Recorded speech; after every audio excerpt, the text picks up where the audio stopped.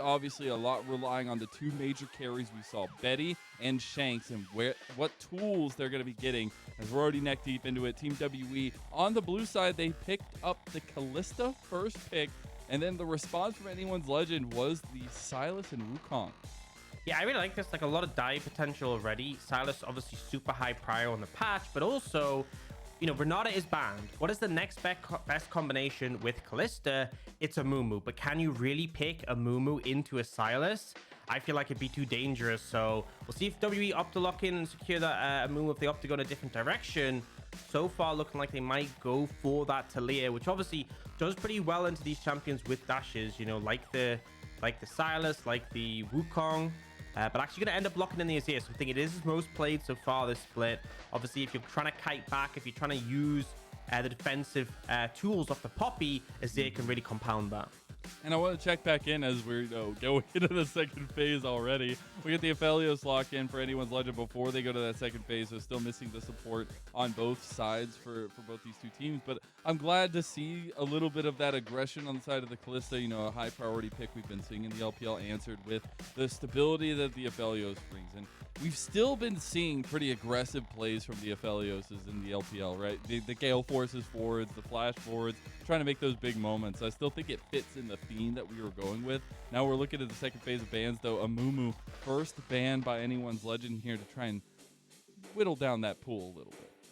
Yeah, and I'd be interested how AL approach this, because you could definitely take top lane on 4 as a blind and then counter pick support, or you can just give counter pick to the top laner, which is typically what we see more often. I feel like the fact that they're banning all these supports might tend to suggest that they're going to snap up something as soon as we get out this rotation. Nautilus still being unavailable. It's pretty crazy. I'd expect WE probably to ban that. Otherwise, AL may just take Nor on 4. Super high prior pick. Very good into Kalista because it is that point and click ultimate. No way you can kite outplay it. We'll see if WE opt to ban that or risk leaving it open. I was interested that, we looking back at the bans, right? We've seen so much prevalence in Senna. We've seen Betty hiding that champion to every extent possible, and we got the respect from Team WE to not let that go over. And now we get the final ban here. It's actually a switch up, so we got the double support bans with the Rakan included for anyone's legend, but the Jax actually is a last second ban towards ZDZ. Yeah, concerned about that. Maybe it's a counter pick from ZDZ. It could also suggest that WE might go towards the Gwen. Jax, obviously, we saw yesterday what the Shy did to Rich's Gwen on Jax, but it could just be that ZDZ is proficient. We'll see if they opt to lock that in, and it looks like they might be thinking along those lines. And as expected, the Nautilus locked in for AL, a really strong pick. My question is, what is WE going to take here to pair with the Kalista? The only real range champion you often pair with the Kalista is Renata. Other than that, it tends to be those melee supports. So we could see them go in that direction and pick something like the Leona, potentially even something that's a bit more defensive like the Braum. Or, if you want to be really crazy, you flex the Poppy down and put something else jungle, but remains to be seen what they'll do here. Yeah, and Kadaya obviously wanting to have something with a little bit of engaged potential. They go with the Rel, which isn't something we've seen very popular here recently, but I personally really like the pick. It just depends, because you're going into the Nautilus. A lot of things going to be in the execution bucket, I feel like. Yeah, I think that's the main thing with Rel is, I feel like she's definitely low in the priority compared to other picks in terms of these engaged supports, but I ultimately feel like the Rel, if you pilot it well in a situation where you're trying to get on top of things like the Aphelios, can be very effective. Now, AL are going to look into Kennen, which was kind of like the old school counter to Gwen back in spring. Things have changed a decent amount. The durability changes weren't exactly friendly to Kennen, a champion who wants to one-shot you, whereas they were very generous towards Gwen. So still expect this to be a favorable lane for ZDZ, but maybe less impact in the team fights than historically Kennen has had. And also, you've got to note that, Poppy and Azir have great tools for mitigating the Kennen, but ultimately, we kind of have this draft that's come out, right? We have AL who are wanting to dive to get onto the backline. That is their main goal. You're up against an Azir, you're up against Kalista. In team fights, it will be about getting on top of them and shutting them down with the tools you have available.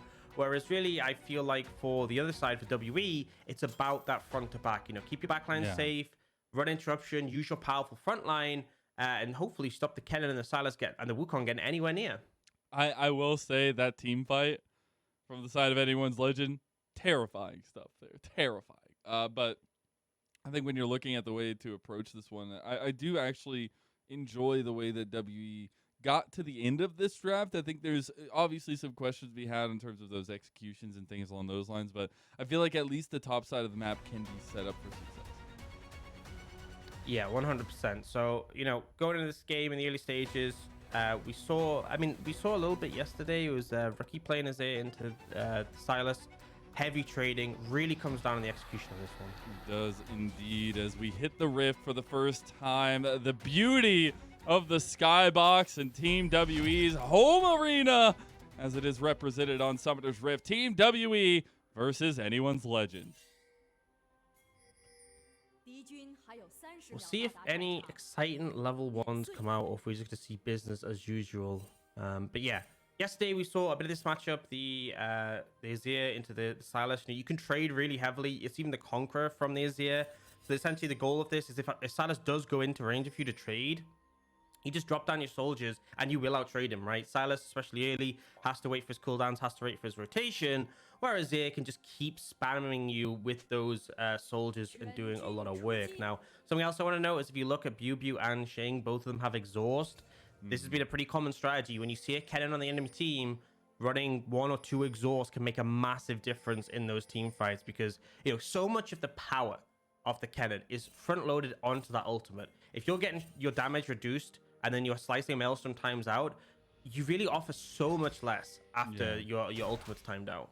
Yeah, and it's all about the flanks and those things as well. It can be absolutely like fight changing if a big flank comes off. But if you get one of those big flanks and all of a sudden an exhaust comes down, game's a little bit different at that point. I can appreciate that one. At least Team WE approaching the game on paper as it should be. But as you were kind of saying, I wonder how we see them work through this without going into those big team fights, right? Kind of sticking to some of those skirmishing potentials that we highlighted for them. Yeah, well, hopefully W can fish for some advantages early, particularly on the bot side, where they're in more of a position to contest. Talked a bit about the trading and mid. You should get prior there. Oh, big engage comes out. Should be some heavy trading though. Yeah, it's just level 1 trade. So this is one thing to talk about with the Rel is there's obviously 2 states you can be in. You can either be in the mounted form, or as you can see, Kadai just goes into the demounted form. And the reason he wants to be in the demounted form is that if he goes for his W, the big crash down, very telegraphed, very easy for Chocho to interrupt it with his Q. And then as a result, you don't get the lockdown onto Betty. Whereas if you demount and then you press W to mount up, your first auto will flip them over you. So he's trying to use that aspect of the ability, which is more reliable, to try and get on top of Betty and apply pressure. And that's kind of the thing is some lanes are really dictated by that. It's like whether or not, do I want to be jumping in and crashing down, or do I want to be mounting up and tossing them over my back? Yeah, I think there's a lot of potential for volatility, especially when you're looking at WE's side of the matchup in bottom lane, but expected safety to come out in terms of play for anyone's legend, at least until they get a little bit of help. We do see, in terms of pathing, right? Xiaohao is coming down bottom lane, but Beishang taking a lot of the same pathing does get to the Scuttle Crab first. Yeah, and Beishang is in a fantastic position, right? All 3 lanes currently have prio. Biu is trading a lot of his health. We talk about typically the Kennen has the advantage in this matchup. Biu is opting to sacrifice his health bar to try and get the push. And there's 2 sides to that. Okay, one side is he's not able to crash the wave. It is now in a bit of an uncomfortable spot, but he should be able to recall, maybe TP back in, pick up some items. Ooh, bottom lane. Bing's got a lot of spears in. Chocho will not be able to get the damage from the Rend off to kill him. Heavy trading in terms of Team WE. Yeah, a good engage coming out from Kadaya, applying that pressure, using the power in this 2v2. And here's the thing, is all Beishang has to do is just threaten, just move over here. And Betty, he doesn't have the information, but that's the thing, the lack of information is so scary. Betty's if he walks up this way, he's dead if he walks up this tower. He's literally, we've seen so many ingenious Poppy plays, the quick flash into the wall, and it's been honestly very, very nice to see that the innovative gameplay I feel like coming through. Not going to be so this time around. Betty does step up, but it's as the back finishes for Beishang. But you can see Beishang actually putting a decent amount of focus down towards this bottom side of the map, making sure to caretake Xing and Kadai a little bit. Which I think is good. If you're picking the Kalista, especially when you're up against the Felios, there will come a point where you're just outscaled. Betty and Chocho are someone who really want to thrive in the 2v2, so putting that pressure down, helping them out really goes a long way. And yeah, I mean, they're not able to go for the dive because Chocho comes back, but Poppy dives in the side lane, so threatening. There's not really anywhere you can stand safely to avoid getting slammed into the wall. And as soon as that happens, you know, I think at level 1, it's like a 1.6 second stun or something along those lines.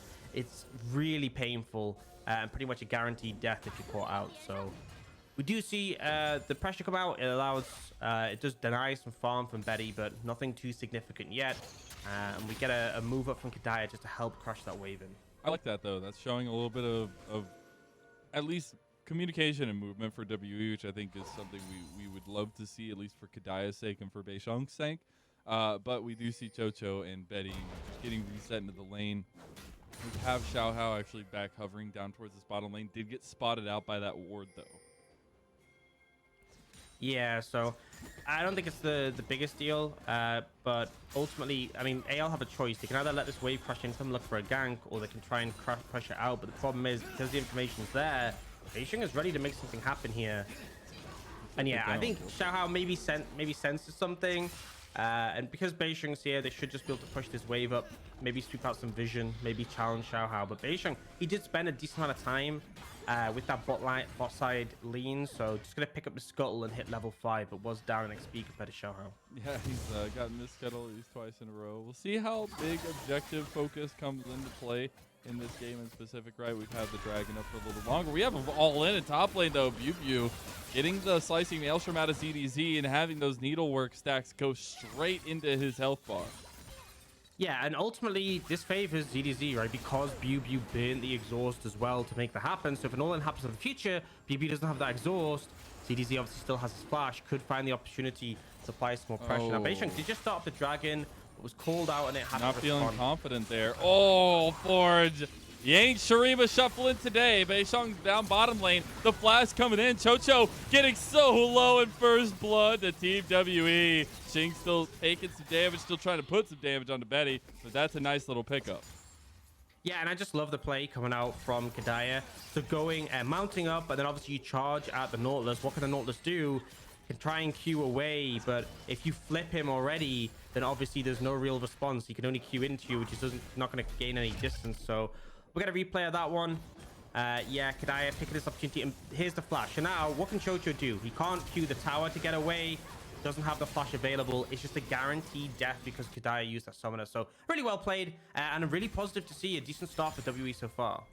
That's actually huge, because then it evens up and loosens up Beishang's tight focus early on, right? He can play and bounce between mid and bot lane while Bew is handling the matchup with ZDZ in the top. And we did see DBB start up the dragon. They have a lot of pings going around the dragon right now. We'll see if they can get an extra advantage in terms of that with the bot lane lead they've gotten. And you have Kadaya out on the roam as well. Yeah, now at this point, I feel like WE maybe have the pressure to look towards this dragon. Obviously, started it before, got it shut down.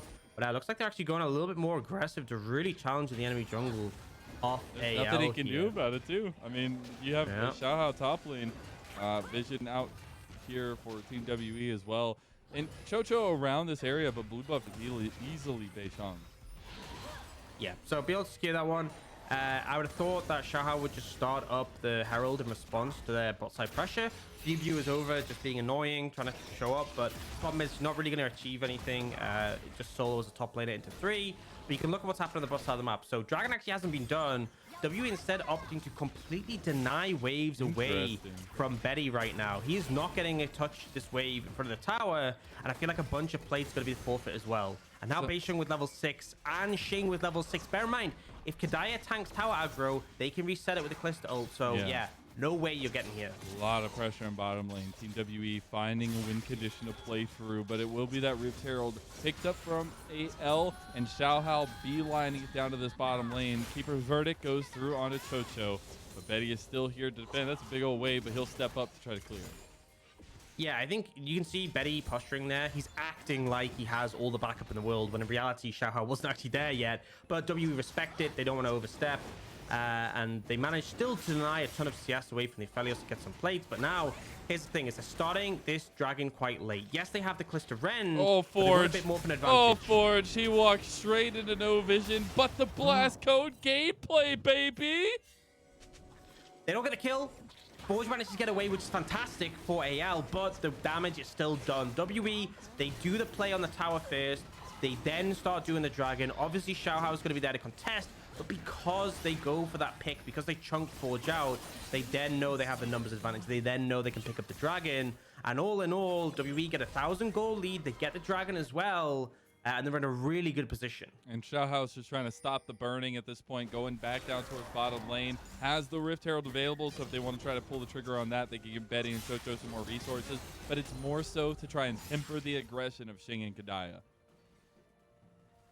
Let's see if they can find an opportunity. Remember, Kadaya has no flash, but obviously can crash down to get some distance. But I feel like AL are fishing for a window. The wave is pushing out, so either Xing and Kadaya just need to leave it as is and go for a reset, or yeah, I mean, I guess that's going to be the plan here. I feel like Betty's probably just going to push this one in regardless, and maybe look for some plates himself. We'll see what happens there, but regardless, Shanks will get this blue buff on the top side, and still waiting to see where the Herald comes down. That's the big thing for Xiaohao. Is ideally what he wants and what he would love to have in that bot side play is if you get a kill, if you get a numbers advantage, if you take someone off the map, you can then throw the Herald down and hopefully get like a full tower and get the maximum value. Ideally, if you get a bot lane and get Betty back in this matchup, that'd be great, but you take what you can get. Yeah, at this point, I think it'll be fine either way, just at least getting some resources somewhat. But that's something else I want to talk about a little bit more is we put a pretty heavy spotlight on jungle percentage and where these junglers like to focus. But for me, it's been, Xiaohao a lot of the times baiting and waiting and not really able to find the extension where Beishang has been the one leading the charge, it feels like, so far in this game. Yeah, and he's been really active around the bot lane. And I mean, you look mid, Shanks has a pretty sizable farm lead, 30 CS over Forge. And there hasn't been really too much interaction there. It's just been naturally allowing your mid laner to pull ahead.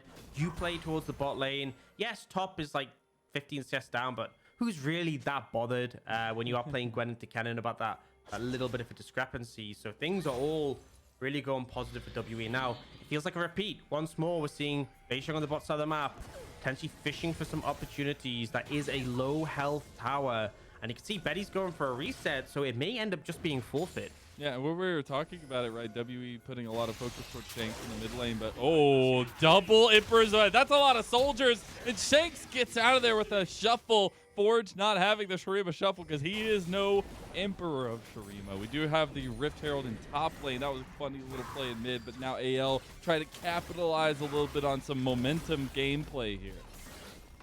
A good window from AL. They unfortunately don't get the full tower, but because of some work done by ZZ earlier, you're still making a significant amount of progress. And it. Honestly, yeah, with no help here, I don't think PB can do much.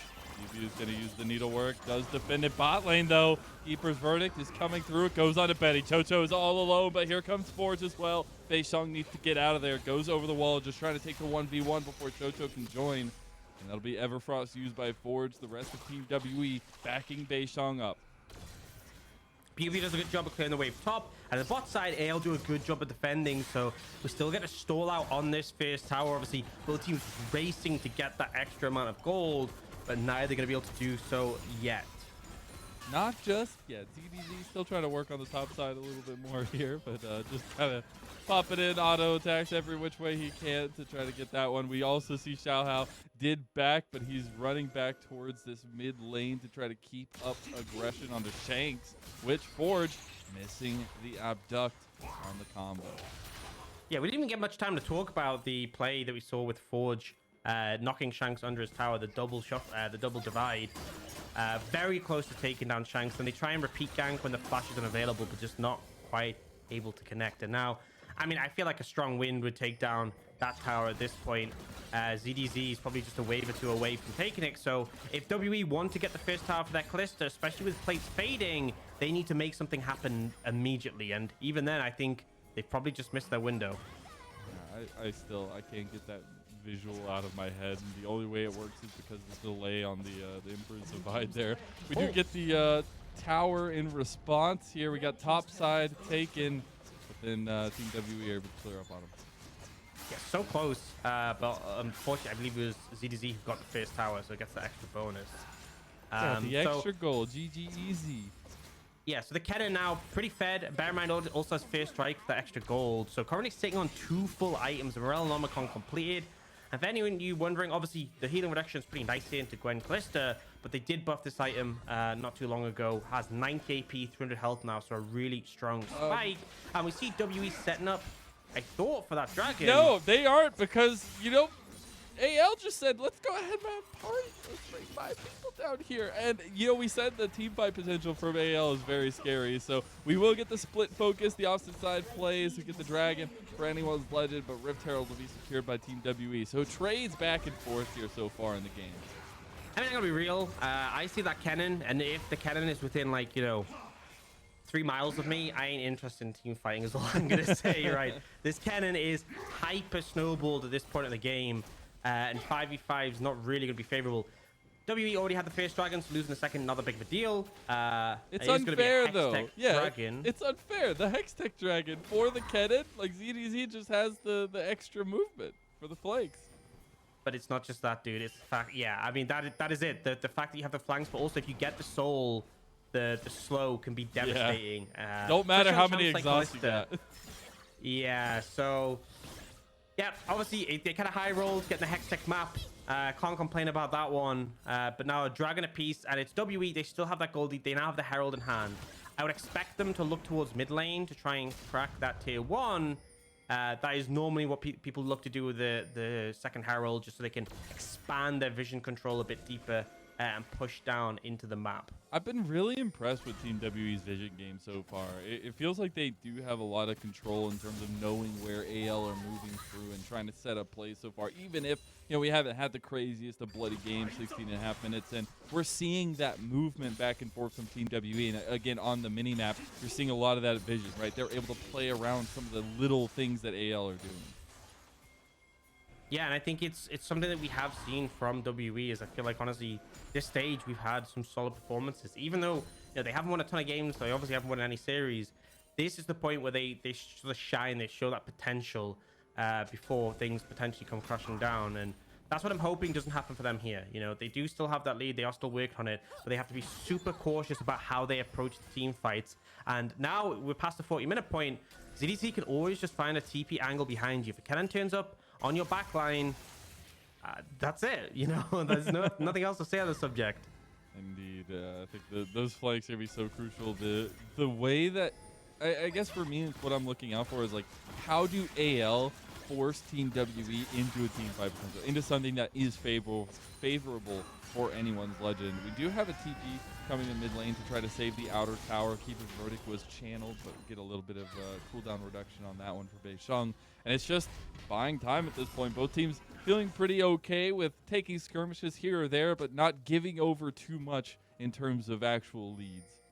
This is one of the cool things about Poppy. Poppy was changed good in MSI, but only really now has really started to thrive.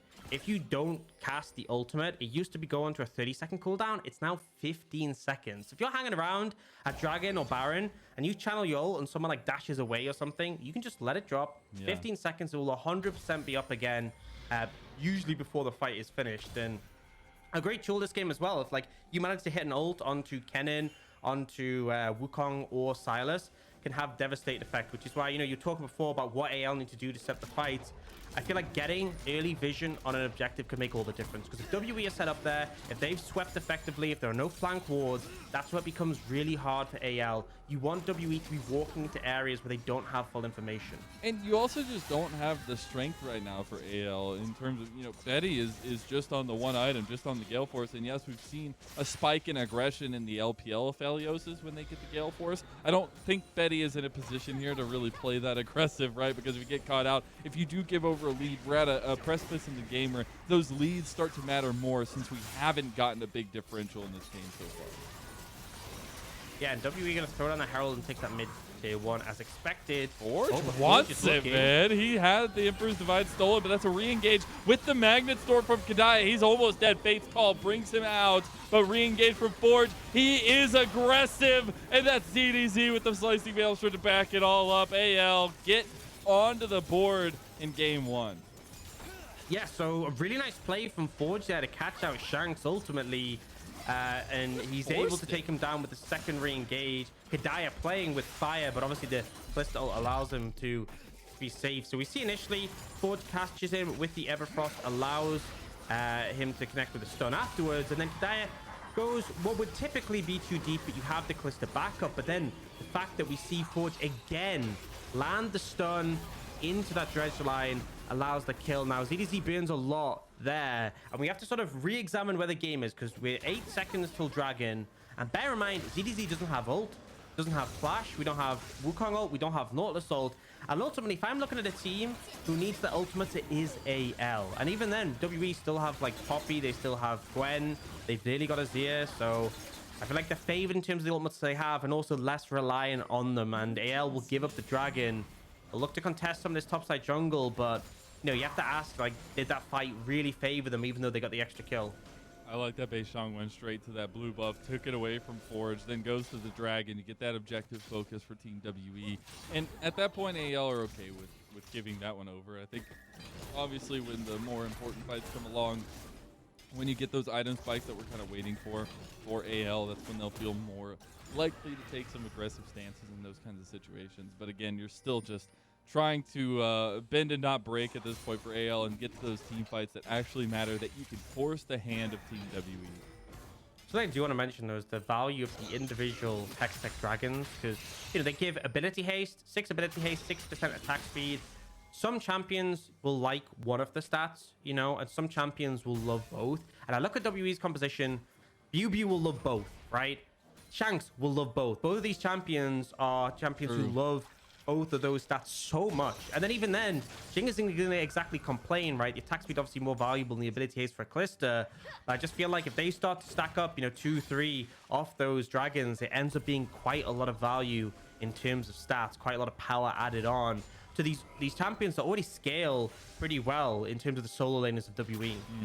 It's the those scaling aspects that I'm really keeping a keen eye out for, since, you know, we are 22 minutes in and we've only had 2 kills. This is not bloody as I was expecting it was gonna be. As we saw last split, it was, where both these two teams were just going head to head constantly.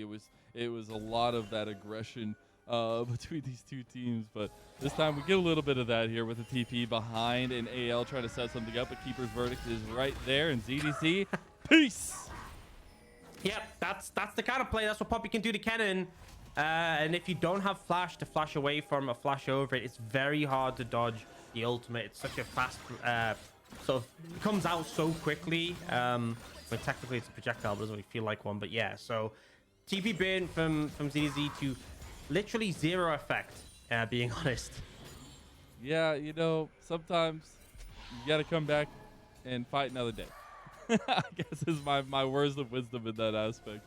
We did get the Banshee's Veil actually completed from Bew, who will be coming onto the map now, but we're getting a nice little defensive stance from AL as they want to try and push some vision up here. We did get another tower falling, so that'll be a nice little pickup, and we've gotten 3 now for Team WE. So continuing to burgeon with this 1,000 gold lead that they've been hovering around for the last while. Yeah, and I think undoubtedly I don't expect too much action until we get to that next dragon point. We'll have summoners coming back up again. A lot of the summoners you see that are unavailable, you know, like ZDZ's flash, Shanks and Shing's flashes, they were burnt prior to the last dragon, so all those tools will be there, and it will really just come down to execution once again. But we have about 2 minutes until that dragon. Obviously a big point is that you have to also bear the Baron in mind, because you don't want a team sneaking that, especially WE have fantastic Baron DPS if they get their hands on it. So AL do a little bit of housekeeping there and put some vision down, clear some out. The focal point is going to be towards that dragon, I would expect, from both teams as the objective starts to approach. And we see some decent items coming through. You know, you talked about WE spikes, but ZDZ has a Void Staff, Morel, and that Rocket Belt. You have the Lord Dominic's from Betty, giving that extra shred. Should be able to help deal a bit better with the front line of WE. And honestly, my special shout out is the Zanyas for Forge. When we've seen him just going in with the Abscons of Ducks, he's able to get that Zanyas in there afterwards, so that's also going to be pretty huge. And again, we're just waiting for the setup at this point. The 3 item spike, huge for ZDZ. hasn't really been able to get one of those like incredible mega flanks off yet, and you're waiting for that combo with Betty to get the team fight really online once he's on 3 items there. But as you were kind of spotting out, right, it's good to see some of those things coming online, especially now that we have another one of those singular Hex Tech Dragons coming on the Rift in about 45 seconds. The key for me is the vision gain that you were talking about earlier. And AL do have a little bit of vision down there right now, but the setup is definitely in favor of Team WE early on for this one. Yeah, and we see WE already there. They've used the side lanes. Bear in mind, ZDZ didn't have TP, so we had to come bot, and they've had to send Forge top lane to push out there. So those waves will end up in the long term favoring AL, but the homework was done by WE, so they have control of the objective. Both supports reset, and you can see in the inventories, full set of wards available, and WE are trying to, deny this blue buff, expand their control, whereas AL, their goal is, if we take mid prio, that might be our route in. Forge is walking down this way. Not going to pull the trigger on the TP here. ZDZ working on a flank on the side, but Team WE are front and center on the Dragon Pit here. And AL, they go for the engage with Chocho leading the charge here. They are able to catch one out. Beishong goes down. ZDZ gets the triple slicing Maelstrom on the back line. And this is a front to back fight that AL will take every day of the week, Ox. There's no hope for WE. We set it up all day long, and AL forced the hand of the World Elite. Absolute decimation. Not only do they get the dragon, but they have enough of a numbers advantage. They can head straight over to the Baron as well. WE get crushed there, and despite things looking good for them, they have positioning on the objective, but they don't respect the cannon. And Chocho decides, I'm going to engage because ZDZ is there to threaten. And then the ultimate from the Nautilus combined with the cannon ultimate. Yes, the exhaust comes in. It doesn't do that much damage, but it stuns them. It locks them up, and it gives time for AL to kill the front line of WE, and then instantly Xiaohao jumps on the back line. I don't even think the back line of WE got to do anything in that fight. How were they in range? Oh my god, Beishong! He steals it! The TP's come down, the cavalry is in here! Keeper's verdict was stolen by Forge, but the Baron stolen by Team WE! Oh my lord. I mean, we didn't get to see the lead up for that because of the replay. But yeah, it looks like AL weren't doing Baron as fast as they thought. And just when AL find a big advantage, it ends up completely backfiring. Beishong finds his way in. I'm going to get a replay and see what happened there. Hopefully nothing too crazy happens here. He just walks in. It's so low. Kadai's already in there. The stun, maybe? And I think the problem is because Chocho is so low, he opts to leave the pit. He doesn't want to die for nothing. And he is probably the person who would be best suited to interrupt Beishong from getting there. So, yeah, a bit of an unfortunate one. I think the focus there was like Chocho tank, so Xiaohao is healthy, but in reality, they needed Chocho healthy to zone away the Poppy. She was one of the first to die, therefore one of the first to be up. And ultimately, WE pull out of nowhere. Nice smite from Beishong, and now Baron in hand. Gold is even, Dragons are even. After losing that fight. Situation's not too bad. I was literally just about to go on this rant about WE holding on to a 1,000 gold lead for the entirety of the game, it felt like, and then now all of a sudden AL are just like, nope, that's mine, and they get a 2,000 gold lead off the back of some crazy plays. But now Shanks gets a crazy play onto ZDZ, but that slicing Maelstrom's gonna be huge on the back. ZDZ taken down though, as it is a trade 1-for-1 so far. Xiaohao and Forge to separate the fight here. Chocho is coming down, but I didn't even get to make that point because, as we said, Team WE came out clutch. Beishong with the clutchest of smites, and now they have the advantage. Oh, and Poppy fishing for a knockback. Don't think he'll connect here. No cannon means it's harder for AL to fight, but the Azir going down, burning flash and trading, not exactly ideal, and they are so scared of Forge with that Magnet Storm from the Rel. Obviously, very impactful for the Silas. And also, I don't know if you know this, there's a 110% AP ratio on that over the duration, so quite a high value ultimate for Silas to steal. Obviously going to do a lot more damage than the Rel would, and we had a replay of how that one panned out. And I can understand the thought process here. Like, if you shuffle the cannon, he has no flash. If you get that kill, that might be enough to push. But the problem is you end up with the cannon on top of you there because Beishong not very kindly knocks the cannon into you. And that 1-for-1 trade actually favors AL there because now, we have 25 seconds left on the Baron. Not really much came for it for the side of WE. And it looks like we'll just kind of get the game resetting and going back to a focal point being those dragons. Yeah, and the biggest thing is if AL had gotten this, I mean, that could have literally just been the game, right? They would have been looking at inhibs. They would have been looking at lasting damage at least. So huge pickup for WE to keep consistent on the map, right? And we saw a little taste of what we had set up for Anyone's Legend, right? They get into one of these front-to-back team fights. They get set up with the ZDZ flanks. It is so hard to navigate for Team WE, so they need to, buy their time, find another way in. Yeah, they need eyes on Cannon ultimately. And something I really love from ZDZ is he's very good at going on a flank, popping the sweeper, having a control board, doing everything he can to make sure the position he's in is hard to contest. Ideally, just if you have a ward of the Cannon, then you can do things like you can preemptively Emperor's Divide with the Azir before he even gets to touch. And you saw in that last fight, just wasn't quite able to make it work. But the fact of it now is, well, as we said, dead even. And it's 45 seconds until that dragon. We're seeing teams start to lean over and contest the vision. We saw last time the fight went heavily in favor of AL, and now WE have to work out how to make that be different this time around. Bear in mind, Shanks has no flash. This Azir may have a Banshees, but he doesn't have that extra bit of mobility to try and keep himself away from the cannon. He's got that damage, though. A couple of those pokes and prods bringing them about like half health. That 3.5 island spike will be huge. And Team WE, again, they find themselves front and center in the pit.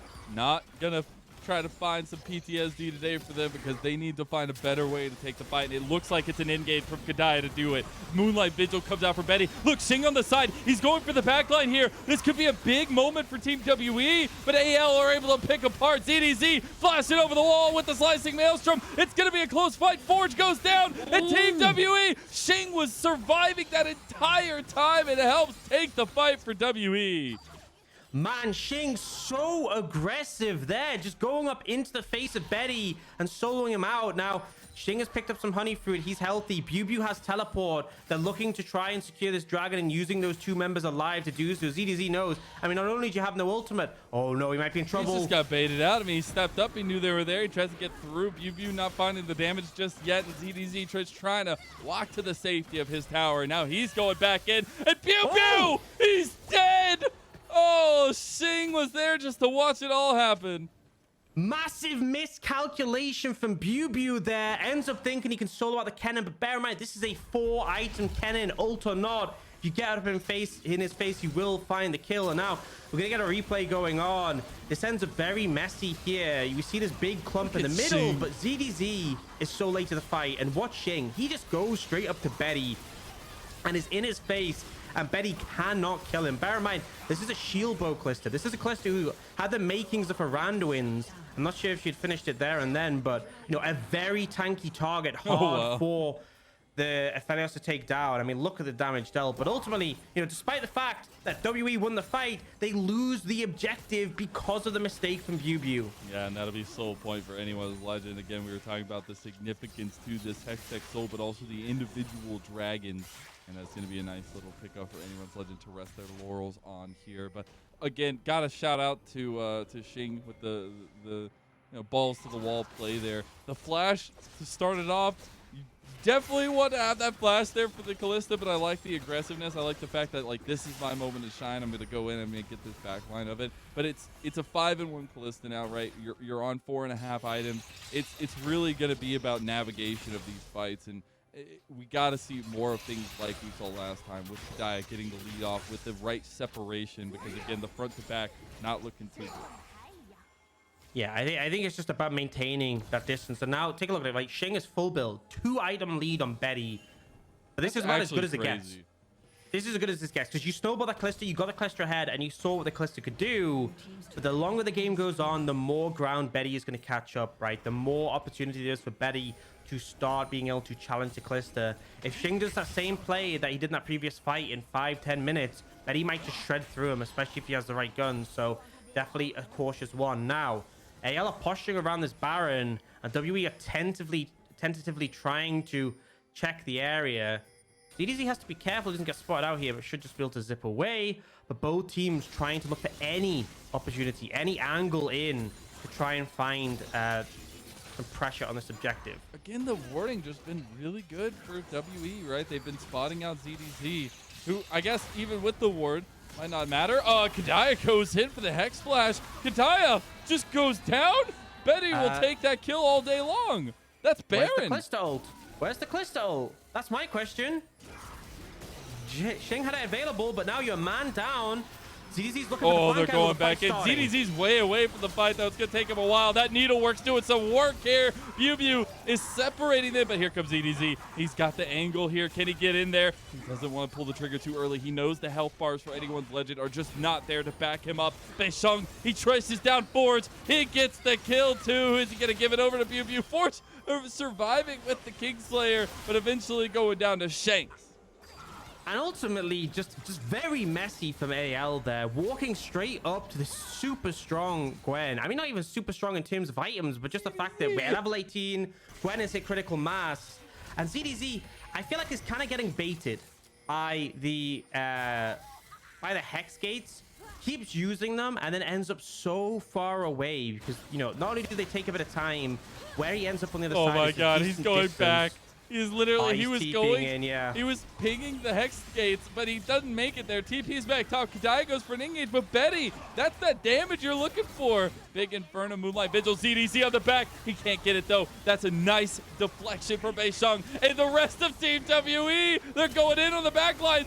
Big slicing Maelstrom, but the only one left is Xiaohao, and not for long. Xiaohao is a little bit tanky, does get over the wall with the flash. Beisheng will try and chase him down, but that's huge for Team WE. And that should be Baron for them. ZDZ once again so late to the fight. Betty already down, or unable to do anything when he's getting aggressed on, and it feels like the scaling aspects of that Azir, off that Gwen, the fact that we have a full build Callisto is just too much. And you can see here, you know, this play's coming out. Ult comes back in from Betty. Then beautiful job from Beisheng here. Just doesn't let the cannon go in. And Betty, so disrespectful, walks up and then actually gets caught by the Callisto ult because, you know, there's an angle. There's a sort of thread the needle shot to connect onto the Aphelios instead of the Nautilus, and Kadaya finds it.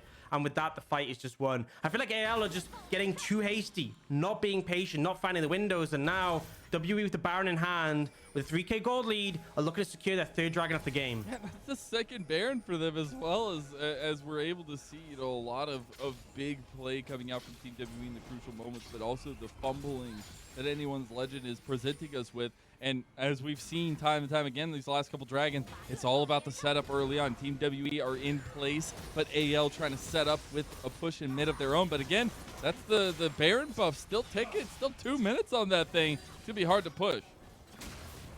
Yeah, I think you have to give up the dragon. I think you just have to play defense. There's a decent amount of wave clear because Betty has that Infernum to help out.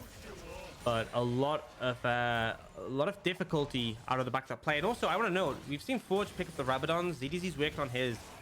That wasn't an ideal place to take a fight just because, you know, you want to be able to hit those big item spikes. Once the Rabadons is available with all the high AP scalings of the Silas, all the AP scalings of the cannon, that's when you should feel more comfortable. But it's coming down to execution. As much as AL found the angle in those earlier fights, it feels like they are really struggling to connect. And now to be finally going to get some more towers taking down. Their first Baron didn't really achieve a ton. The second one is starting to make some headway. Yeah, it's gonna be some good damage done to the bottom side. But I will say, as we see Betty clearing, that's who I want to talk about here. Is we've seen Xing at full build for the longest time, it feels like at this point. You're 38 minutes in, but we still have a long way to go for Betty. And we've all seen LPL Aphelios just destroy late game team fights, and really a lot resting on, you know, ZDZ with the crucial flanks. If he gets the setup, how does Betty smack it down with a big Moonlight Vigil or with just the damage, right? Because you're still waiting on 2 items, right? Like you're working on your 4th, but you still have a whole nother item completion waiting to go for this late game carry. You need the survivability. I think at this point, Betty does do quite a bit of damage, but you do no damage when you're dead. I think it goes without saying.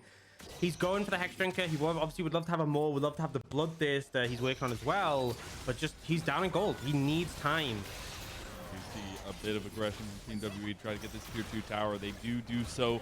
They have 20 seconds left on the Baron buff here. Trying to just get as much damage onto the towers. They've got all the outer towers, at least at this point. All that's left are the inhib towers and the Nexus towers here for anyone's legend. So that's where the defense can come through, and that's where, you know, the team composition for anyone's legend is more easily playable. We've set it up from the beginning, right? They have an incredible team fight set up for themselves, and they just need to be clumped up, grouped up, and not be picked apart like we've seen WE be able to do against them, right? Beisheng has been so crucial. The denial of ZDZ even when he does get into position. Yeah, the Poppy has worked so well into what AL has to offer. And if Beijing can keep doing that, I think AL are going to struggle to find a way, and they have 3 minutes to work out a solution before that Drake is up and available. I mean, you can look at the gold. So, yeah, Shing's been full build for a while. 20,000 gold in pocket, 3,000 in the inventory, and Betty is just wishing he could borrow some of that. But I don't think Shing's... Does he change anything at this point? Like, for the Callisto, I feel like you're sitting pretty. I mean... If your GA gets proc, then you sell it and buy something else, maybe like a Bloodthirster. But you can't sell your boots on Callisto because obviously, you know, if you like normally on a typical AD carry, you sell your boots, but with Callisto, your boot tier influences how far you dash. So champion's unplayable if you sell those boots, and it does mean that Shing is obviously not getting any stronger at this point of the game. Like, and that has been the case for a while, which is why I was sort of concerned about AL playing catch up. But there is the thing to note is that Shanks has finished his items quite recently. Bubu has still got one more. Interesting enough, Bubu not going for the Nash's Tooth, but obviously he's getting a ton of attack speed from the 2 Hextech Dragons. Well, not a ton, but like 12%. Nice little bonus. I will say, for me, it's so interesting to see the duality of these 2 carries, right? We transition away, obviously Shank's super big on the Azir, but I think more focus on Shing at this point, because you're seeing, like, there's the full build, but with the Callista, it's all about survivability. Even with the Elixir of Iron there, it's about how many stacks you can get in before you rip the spears out and how you navigate the team fights. And with the tankiness there, he's putting a lot of focus on his mechanics and his survivability in the team fight. Being said that we now have the Bloodthirster for Betty, so quite a bit harder to try and take out this Aphelios. But you can see WE already posturing for this objective. They have the gold lead 6,000 now. Obviously, a lot of that is put onto Shing, who hasn't been able to spend that gold. So not as relevant as it might seem. But both teams posturing this area. This dragon fight could well be game deciding. And WE are the ones in control. You can see Bubu. Not just the fact that Bubu's on the flank, but also that means ultimately if Bubu's there, then ZDZ isn't. Yeah, also the fact that silently but surely Shanks is also full build, right? So you have 2 full build damage carries for WE, and they want to kind of press that advantage up where you're still waiting on some of those completions for anyone's legend. They do bend and not break for anyone's legend. They're just trying to push this back out and take down this tower that WE are using as a home base at this point. Yeah, and it makes it so... That's a big engage, though. But look, AL going back in here. Moonlight Vigil front to back. Xiaohao getting taken out, though. Kadaya now. Big Emperor's Divide from Forge himself. And now you got the Slicing Maelstrom. Xiaohao tries to come back in. Betty is full health. Betty's got the Inferno. Betty's got the damage. And Betty is the late game carry for anyone's legend. Quadra kill for Betty. They lined them up. Xiaohao with the initial engage. The follow-up from Forge. ZDZ sets up the end. But it is Betty who knocks them down. A quadra kill. And you can see with the Infernum there, the perfect weapon for that scenario. Soul would be available with these death timers, with the guns available to Betty. They're just going to look for the end here and now. Kedaya in 15. I think, Rizal, that is just it. He's got red, white to finish off the game and to end WE's hopeful chances. They had such a big lead. All it takes is one game. All it takes is Betty and anyone's legend. Game 1 going over. What a comeback, honestly. And I feel like this is why I love AL. This is why I'm so in love with this team, because it doesn't matter what the gold says. Like, it's irrelevant. They can't see the golden game, right? So they just don't think about it. They will always look for the team fight angle.